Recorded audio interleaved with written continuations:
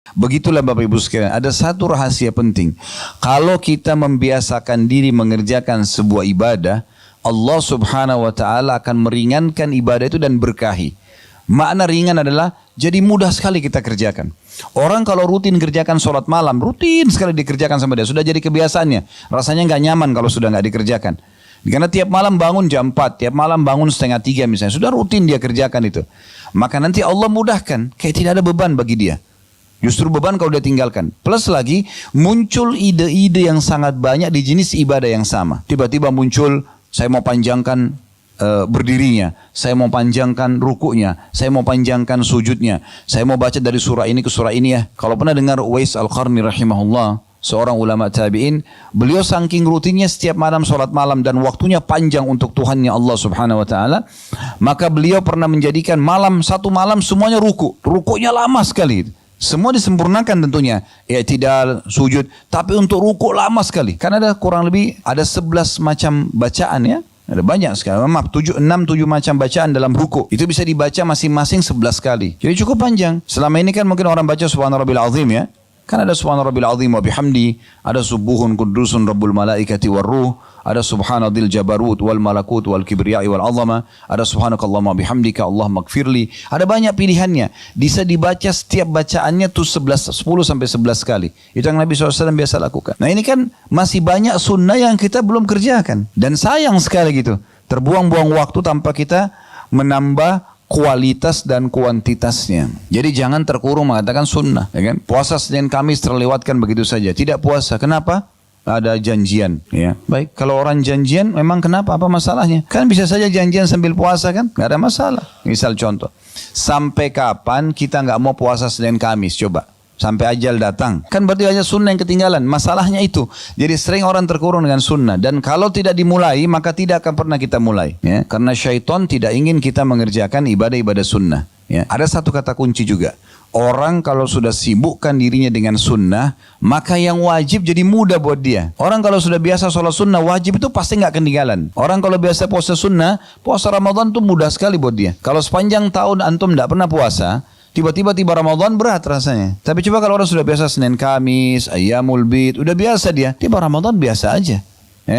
Orang kalau tidak biasa sedekah, bakhil, pelit, sulit untuk zakat. Hitung zakat pun kayaknya belum tiba waktunya gitu kan. Orang kalau sudah biasa umroh, haji jadi ringan. Karena sunnah itu meringankan dan memudahkan orang untuk mengerjakan yang wajib. Belum lagi banyak sekali keutamaannya. Yang pertama teman-teman sekalian, yang perlu direnungi baik-baik, hadis Bukhari. Kalau orang yang rutin menjaga amalan-amalan sunnah, sholat sunnah, puasa sunnah, zikir, baca Quran, berdoa, sedekah, umroh, semua amalan-amalan sunnah itu, maka kalau rutin kita kerjakan, Allah akan selamatkan pendengaran, penglihatan, kaki dan tangan kita dari kemaksiatan. Itu keutamaan yang luar biasa. Jadi dengan sendirinya, mata kita jadi nggak nyaman kalau lihat yang haram, telinga kita jadi nggak nyaman kalau dengar yang haram, tangan kita nggak akan menjamah yang haram, kaki kita tidak akan melangkah yang haram, kemaluan kita tidak sentuh yang haram, karena rutinnya menjaga yang sunnah. Hadits Bukhari berbunyi dari Abu Hurairah radhiyallahu anhu, Nabi SAW bersabda, Inna Allah qala, sesungguhnya Allah Subhanahu wa taala berfirman, "Man 'ada li waliyan faqad adzantuhu bil harb." Siapa yang coba-coba mengganggu waliku, orang-orang yang dekatkan diri kepadaku, maka aku akan mengiklankan peperangan bersamanya atau kepadanya, ya. Jadi siapa yang berani-berani mengganggu orang-orang beriman, maka secara otomatis Allah yang berhadapan dengan dia. Jadi makin dekat Bapak Ibu kepada Allah Subhanahu wa taala, dan harus ada upaya pribadi untuk itu. Kalau bahasa saya sering saya katakan, paksakan dalam ibadah, paksakan dalam ibadah. Karena kalau tidak dipaksakan sholat malam, nggak dipaksain puasa, nggak dipaksain zikir pagi petang, baca Quran, nggak bakal terjadi. Karena syaitan mau hari itu, di saat kita masih hidup, tidak tertulis tambahan amal. Target dia itu. Kalau bisa ditinggalkan sama sekali, kalau tidak minimal ada yang berkurang. Maka orang-orang yang berdekatkan diri kepada Allah Subhanahu wa taala ini kalau diganggu, maka tenang saja, Allah akan datangkan tolongan atau pertolongan yang tidak disangka-sangka. Gak usah khawatir soal itu sudah janji. Allah Subhanahu wa taala akan menolong. Kemudian dalam hadis ini dirincikan, untuk menjadi wali Allah, bagaimana caranya supaya kita termasuk orang-orang pilihan Allah Subhanahu wa taala. Orang yang kalau berdoa diijabah. Orang kalau punya permasalahan ditolong dan diberikan jalan keluar. Itu namanya wali Allah. Apa saja yang dia inginkan semua mudah. Tentu nikmat akan dia syukuri dan akan datang melimpah pada dia. Cobaan akan mudah dilalui sama dia dan Allah akan berikan perangkat-perangkat agar dia bisa melalui cobaan tersebut. Di sini dalam hadis disebutkan wa ma taqarraba ilayya 'abdi bi syai'in ahabba ilayya mimma aftaradtuhu alaihi. Dan ketahuilah tidak ada yang lebih aku cintai dari pendekatan diri seorang hamba kepadaku daripada apa yang telah aku wajibkan kepadanya. Jadi solat 5 waktu, ya, zakat harta setahun sekali bagi orang yang mampu, penuhi haul dan nisab, puasa Ramadan sebulan penuh, dan haji ini yang diwajibkan. Itu yang paling Allah cintai, gitu kan? Kapan kita menjaga kualitasnya dengan baik dan selalu kita tingkatkan, kalau sudah sampai pada tingkat terbaik kita istiqomahkan, maka itu adalah perbuatan yang paling Allah cintai. Ini sebab pertama orang menjadi wali Allah, yang akhirnya siapapun yang mengganggu dia Allah akan tolong gitu. Apapun kebutuhan dia Allah akan penuhi. Masalah apapun yang dihadapi Allah akan pecahkan. Lalu dikatakan, wa ma yazalu 'abdi yataqarrabu ilayya bin nawafil hatta uhibbu. Dan selanjutnya setelah yang wajib, seorang hamba terus mendekatkan diri kepadaku dengan amalan-amalan sunnah sampai aku mencintainya. Jadi ternyata amalan sunnah bisa meraih cinta Allah subhanahu wa ta'ala. Maka Allah subhanahu wa ta'ala kalau mencintai seorang hamba, dia akan memuliakannya. Apa saja yang dilakukan, berdoa diijabah, ada masalah terpecahkan, ada orang mau niat jahat sama dia, itu bisa sebelum kena dia pun Allah subhanahu wa ta'ala sudah bisa selamatkan. Berapa banyak orang yang tadinya mau tabrakan gak jadi tabrakan, Allah subhanahu wa ta'ala selamatkan, gitu kan? Atau ada orang ingin mengatur sebuah makar tapi gak jadi, dibatalkan makar tersebut, gitu kan? Kuasa Allah subhanahu wa ta'ala. Maka itu semua dengan amalan-amalan sunnah. Fa'idha ahbabtuhu, kalau aku sudah mencintainya, kata Allah, kuntu sam'ahu alladhi yasma'u bihi, aku akan menjadi pendengarannya, atau aku akan jaga pendengarannya yang dia gunakan untuk mendengar. Jadi akhirnya telinga kita ini hanya dengar yang baik-baik saja, dengarin nasihat, dengarin tilawah Quran, dan merasa nyaman dalam hati dengan itu semua. Sehingga selalu kuping ini selalu mau dengar yang baik-baik yang Allah bolehkan. Dan setiap kali dengar yang tidak enak, kebisingan, sesuatu yang berbau maksiat, telinga kita nggak nyaman. Rasanya ingin segera kita tinggalkan. Berarti Allah sudah jaga tuh, supaya nanti hari kiamat kupingnya nggak dihisap sama Allah. Karena kalau digunakan fasilitas ini pada maksiat, berarti ingkar nikmat. Karena Allah ciptakan ini untuk kita gunakan dalam ketaatan. Ingat surah Az-Zariyat surah nomor 51 ayat 56, tujuan kita diciptakan, wa ma khalaqtul jinna wal insa illa liya'budun. Aku enggak ciptakan jin dan manusia kecuali untuk beribadah kepadaku.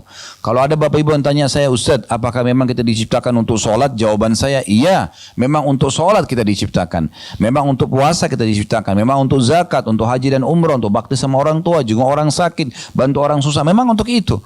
Dan tidak ada tujuan kita sama sekali untuk berzina, untuk berbohong, untuk menipu orang, untuk menggibah, untuk gosip, buang-buang waktu, itu nggak ada.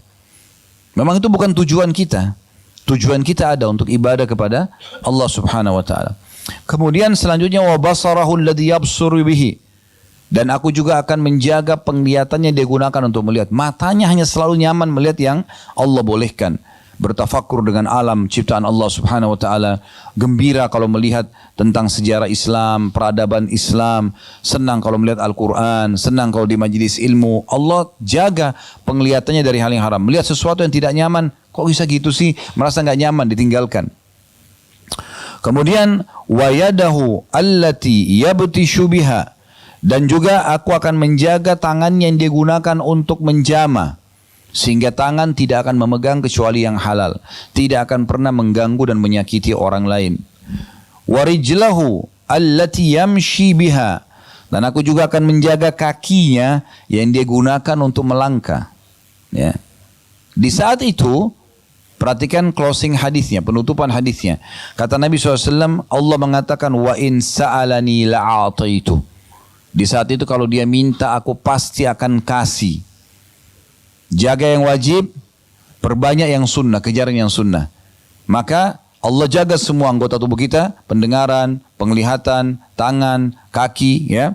Kemudian pada saat itu Allah SWT mengatakan, dan kalau dia minta di saat itu, aku akan pasti kasih. Wala in ista'adhani la'idtuhu.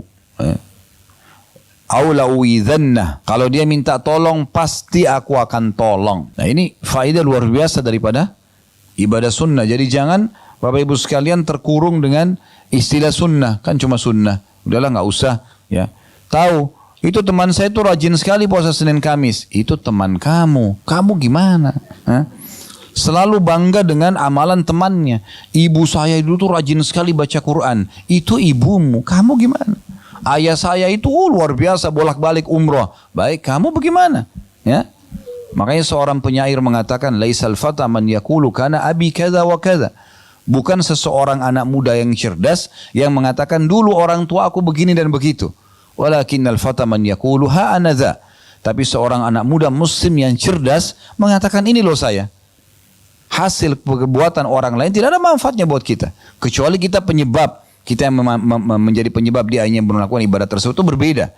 Tapi banyak orang berbangga-bangga dengan amalan temannya, amalan orang tuanya dan seterusnya, maka tidak ada manfaat buat dia. Baik, yang kedua, yang perlu di garis bawah yang bisa didapatkan dari amalan-amalan sunnah adalah setiap amal sunnah itu akan mendekatkan kita kepada Nabi SAW di surga nanti. Ya. Jadi kita sudah singgung tadi, kalau materi yang lalu, akhlak juga mendekatkan seseorang dengan Nabi SAW di surga. Ada juga tentang amalan sunnah. Ya, terutama solat, karena kita sedang bahas masalah solat ya. Coba cintai Bapak Ibu sekalian solat sunnah, qobliyah, ba'diyah, solat duha, solat malam, tahiyat masjid, solat taubat, solat wudu. Rutinkan dan paksakan. Paksa, setiap bisikan syaitan jangan negosiasi sama dia. A'udzubillahi minasyaitonir rajim, langsung kerjakan. Ya. Ada hadis yang mulia diriwayatkan oleh Rabi'ah bin Ka'ab al-Aslami radhiyallahu anhu. Hadis ini riwayat Muslim ya. Dia mengatakan kuntu abitu ma'a Rasulillah sallallahu alaihi wasallam fa ataituhu bi wudu'ihi. Satu hari pernah aku menginap bersama Nabi sallallahu alaihi wasallam dan pada saat beliau bangun untuk sholat malam, aku menyiapkan wadah berisi air wudu beliau, wa hajatihi, dan beberapa hajat Nabi SAW seperti siwak ya dan yang lainnya. Faqala li, setelah selesai wudu, setelah selesai hajat Nabi SAW, karena Nabi merasa Rabi'ah ini berbuat baik, maka beliau mengatakan, sal, silakan, apa yang kau inginkan? Maksudnya setelah berbuat ini kepadaku, ada yang kau ingin minta enggak? Fakultu, as'alu murafaqataka fil jannah. Aku hanya minta ya Rasulullah agar nanti aku bersama anda di surga, sama-sama. Anda di mana di surga, aku di situ juga. Permintaan yang luar biasa ini. Bukan minta, pada saat itu kalau dia bilang ya Rasulullah saya minta jadi orang paling kaya, Nabi tinggal berdoa diterima itu. Saya ingin minta keturunan banyak, saya ingin minta jabatan, saya ingin minta jadi raja, urusan dunia semua akan dikasih. Tapi sahabat ini cerdas, bukan itu urusannya dia. Tadi saya bilang orang mukmin targetnya selalu akhirat, maka dia bukan cuma sekedar minta surga, tapi minta bersama Rasulullah SAW di surga. Pasti derajat paling tinggi itu, gitu kan? Qala awa ghaira dzalik, maka Nabi SAW bilang kepada Rabi'ah, ada yang lain enggak? Maka qultu huwa dzak, aku berkata tidak ya Rasul, itu aja. Kalau itu sudah anda mohon kepada Allah untuk aku, selesai, aku bisa masuk surga bersama anda nanti. Ini mulia sekali. Qala fa'inni ala nafsika bikathratis sujud, kalau itu permintaanmu, maka tolong aku agar aku bisa menyempurnakan keinginanmu itu, minta kepada Allah dengan memperbanyak sujud. Ya, di sini ulama hadis ada yang mengatakan maksudnya adalah memperbanyak solat sunnah. Karena pada saat itu mereka mau solat malam. Ya, Nabi SAW lagi mau solat tahajud pada saat itu. Ada juga pendapat yang mengatakan semua jenis sujud. Seperti sujud tilawah. Ya, kalau seandainya kita lagi baca ayat tentang sujud, biasanya kan sudah digarisi di bawahnya ya. Al-Quran sekarang sudah sangat modern. Maka kita sujud, ya, sujud syukur, ya. Dikatakan Nabi SAW setiap kali menerima berita gembira, pasti beliau selalu sujud, ya. Nah ini diantaranya. Tapi sholat sunnah yang paling masuk dalam makna ini. Yang ketiga, teman-teman sekalian, sholat sunnah ini akan menyempurnakan kekurangan-kekurangan nanti di timbangan amal dari amal wajib kita. Jadi fungsinya besar sekali, gitu kan.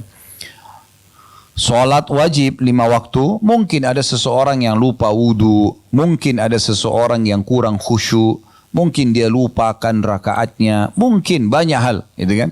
Mungkin di saat dia sholat dia lalai mengkhayal, hitung transaksi dagangnya, ya, mengingat pertengkaran sama temannya, misal menghayal, kurang pahalanya. Itu akan terbantukan dengan sholat-sholat sunnahnya nanti. Begitu juga dengan zakat. Di saat ada perhitungan dia yang keliru, ya, karena setahun sekali, maka sedekah yang dia keluarkan akan menyempurnakan. Karena sedekah sunnah. Puasa Ramadan, mungkin ada yang lalai, mungkin ada kekurangan, maka puasa-puasa sunnah akan menyempurnakan. Begitu juga dengan haji, disempurnakan dengan umroh. Ya. Hadisnya adalah hadis yang sangat masyhur. Hadis diriwayatkan oleh Abu Dawud, Ibnu Majah, Ahmad, dan hadis ini tentu disahihkan oleh para ulama. Dari Abu Hurairah radhiyallahu anhu bahwasanya Nabi SAW bersabda, Inna awwala ma yuhasabun nasu bihi yawmal qiyamati min a'malihim as-salah. Sesungguhnya awal sekali amal yang akan dihisab dari sosok manusia pada hari kiamat adalah solatnya. Qala yaqulu Rabbuna jalla wa ala li malaikatihi wa huwa a'lamu. Dan pada saat itu Allah yang maha tinggi dan maha mulia akan berkata kepada para malaikatnya, dan dia Allah lebih tahu sebenarnya. Jadi Allah bertanya ini bukan kita tidak tahu, tapi Allah sudah tahu. Tapi Allah kena nugaskan malaikat, maka Allah bertanya. Unzuru fi salati abdi atammaha au naqasaha. Coba periksa solatnya dulu. Yang paling pertama periksa solat wajibnya. Apakah dia sempurnakan atau masih ada yang kurang. Fa in kanat tammatan, kalau seandainya sudah sempurna, kutibat lahu tammah, maka akan dicatatkan baginya pahala sempurna. Wa in kana taqassa minha syai'a, dan kalau seandainya kurang darinya sesuatu, qala anzuru hal li 'abdi min tatawwu'in, maka Allah berfirman kepada para malaikatnya, lihat mungkin hamba-hambaku ini punya solat sunnah. Fa in kana lahu tatawwu'un, kalau seandainya dia punya solat sunnah, qala atimmu li 'abdi faridata min tatawwu'ihi, maka Allah berfirman kepada para malaikat, sempurnakan kekurangan solat wajibnya dengan solat sunnahnya. Thumma tu'khadul a'malu ala dhakum. Kemudian pada saat itulah seluruh amal-amal yang lain diperlakukan seperti ini. Ya, maksudnya puasa tadi saya bilang zakat dibantu dengan sedekah. Kemudian puasa Ramadan dengan puasa sunnah. Kemudian ya yang haji dengan umroh, ya. Oleh karena itu ini semua akan sangat membantu kita beribadah, ya. Kemudian juga dia akan menjadi penyebab dihapuskan dosa dan ditinggikan derajat. Wudu akan menggugurkan dosa-dosa, zikir akan menggugurkan dosa-dosa, berdoa, baca Quran, sholat sunnah. Semua amal-amal sunnah ini penyebab pembersihan dosa. Tapi memang yang dibersihkan dosa-dosa kecil, ya. Kalau dosa-dosa besar Bapak Ibu sekalian itu butuh taubat nasuha, kembali kepada Allah dengan jujur. Istighfar, astagfirullah, artinya saya mohon maaf ya Allah. Seperti kalau Bapak Ibu buat salah sama orang, bilang maafin saya. Nah itu astagfirullah. Kalau wa atubu ilai, artinya aku janji tidak akan ulangi. Ya, jadi kalau kita bilang astagfirullah wa atubu ilai, ya Allah maafin saya dan saya janji tidak akan ulangi. Makanya Imam Nawawi rahimahullah mengatakan, kalau dosa besar seperti zina, berbohong, riba, ini harus dengan tobat nasuha, dengan 3 syaratnya. Tinggalkan dosa itu seketika, lagi zina, lagi bohong, lagi riba, berhenti. Yang kedua sesali, yang ketiga janji sama Allah tidak akan mengulangi. Maka insya Allah kalau 3 ini dipenuhi, maka dosa besarnya akan dimaafkan. Baik. Ada lagi satu poin di sini saya ingin titik beratkan Bapak Ibu sekalian. Di saat saya menyebutkan atau teman-teman mendengarkan dari siapapun ustadz-ustadz kita, itu dosa kecil. Jangan terkurung di kata-kata kecilnya. Sama tadi. Itu kan cuma sunnah. Nggak boleh terkurung dengan kata sunnahnya sehingga kita tinggalkan. Jangan juga bilang, oh karena dosa kecil berarti boleh saya kerjain. Enggak. Dosa kecil tetap juga akan ada konsekuensi hukuman. Ya, nggak boleh dianggap remeh itu. Kata Nabi SAW, dosa-dosa kecil itu pun kalau menumpuk akan menjadi besar. Ibaratnya ranting-ranting kecil, kalau ditumpukin jadi banyak, dia akan menjadi penyebab datangnya api unggun yang besar. Jadi nggak boleh. Satu dosa kecil, dalam sebuah hadis disebutkan, kalau dikerjakan oleh seorang hamba akan mendatangkan 1 titik hitam di hatinya. Ini bukan dosa besar, dosa kecil, titik hitam. Kalau dia ulangi lagi, titik hitam lagi. Kalau dia ulangi lagi, titik hitam. Nanti bisa hatinya menjadi hitam kelam, bahkan lebih keras daripada batu. Sehingga akhirnya setiap kali ada peringatan dari Allah Subhanahu Wa Taala, apapun sifatnya, maka tidak ada pengaruhnya bagi dia. Berapa banyak orang yang sebaliknya, kata Nabi SAW, kalau orang berbuat amal soleh walaupun sunnah, apalagi yang wajib, sunnah, maka Allah titikkan dalam hatinya titik cahaya yang terang. Kalau dia buat lagi sunnah, titik cahaya yang terang. Terus begitu sampai hatinya menjadi terang benderang. Dan di saat itu dia akan sangat peka. Sedikit lihat fenomena alam saja sudah ketakutan dia, jangan sampai Allah hukum nih. Jadi orang-orang mukmin itu kalau hatinya sudah tersentuh dengan cahaya keimanan karena amal soleh yang dia kerjakan, maka akan memudahkan dia, Bapak Ibu sekalian, ya, untuk peka sekali, ya. Kadang-kadang hanya sekedar melihat sebuah nikmat, mungkin dia lagi dahaga, tahu dia minum dapat air es dingin, hilang dahaganya, dia bisa tetesin air mata tuh. Ya Allah, nikmatnya ini Allah kasih gitu, karena pekahnya hatinya gitu. Seperti itu, luar biasa. Orang kalau hatinya bersih karena amal soleh, penuh dengan cahaya, bahkan bisa menerangi orang lain. Dia kalau ngomong berbekas pada orang lain, dia kalau memberikan nasihat orang bisa terima, dia kalau mengerjakan satu perbuatan walaupun dia tidak sampaikan, orang jadikan contoh, gitu kan? Perbuatan apa yang dia kerjakan, karena memang hatinya sudah bersih. Dan itu semua keputusannya ada di tangan kita masing-masing. Ya, yang bisa membuat hatinya bersih, suci, penuh dengan amal soleh hanya Bapak Ibu sendiri.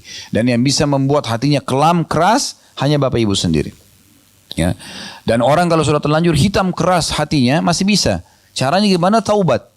Dia kembali kepada Allah SWT. Kata Nabi SAW, kalau dia taubat, suqila mina, diangkat dari hatinya itu. Nanti bisa bersih kembali gitu kan. Tapi nggak boleh dia nodai lagi. Ingat, saya selalu ulangi, dosa bukan untuk dicoba, dipelajari dan dijauhi. Amal soleh dipelajari untuk dikerjakan. Tidak usah coba-coba dosa.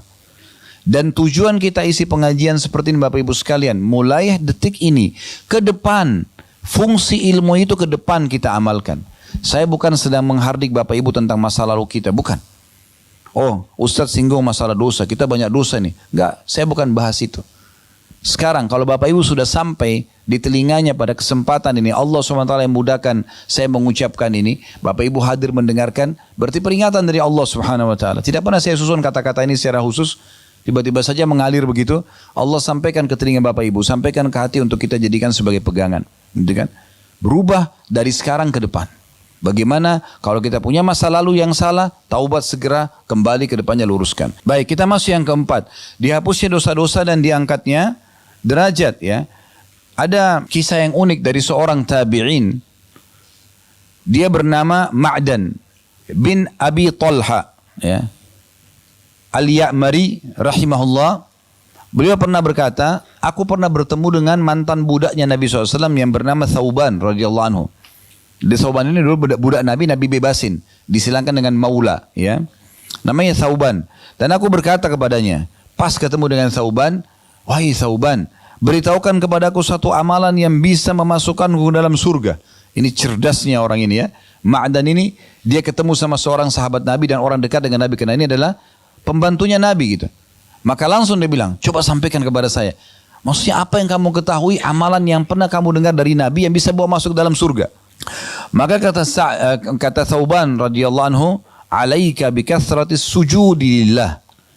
Saran saya, kalau kau ingin masuk surga insya Allah, selain apa yang sudah kamu kerjakan sekarang, perbanyak sujud untuk Allah. Fa innaka la tasjudu lillahi sajdatan illa rafa'akallahu biha darajah. Karena tidak mungkin atau kau tidak akan pernah sujud satu kali untuk Allah kecuali Allah akan angkat kamu satu derajat, ya. Wa hatta anka bihal khati'ah, dan Allah juga akan hapuskan dengan satu sujud itu dosa-dosamu, ya. Jadi ini riwayat hadis sahih riwayat Muslim dan dikuatkan dengan riwayat lain, kata Nabi SAW, kalau seorang hamba sedang sujud maka dosa-dosanya menumpuk di punggungnya. Kalau dia lagi ruku menumpuk, kalau dia berdiri jatuh, gugur-guguran. Kalau dia sujud juga sama, berguguran lagi dosa-dosa tersebut. Ya. Nah, riwayat ini menjelaskan kepada kita Bapak Ibu sekalian bagaimana amalan sunnah, memperbanyak sunnah, maksudnya adalah sujud sunnah, ya. Maka itu akan meninggikan derajat dan juga mengampuni dosa-dosa. Mengampuni dosa-dosa, ya. Baik, ini kurang lebih gambaran tentang masalah keutamaan amal-amal sunnah ya. Tentu banyak sekali nih rinciannya, tapi ini secara global, secara garis besar ya.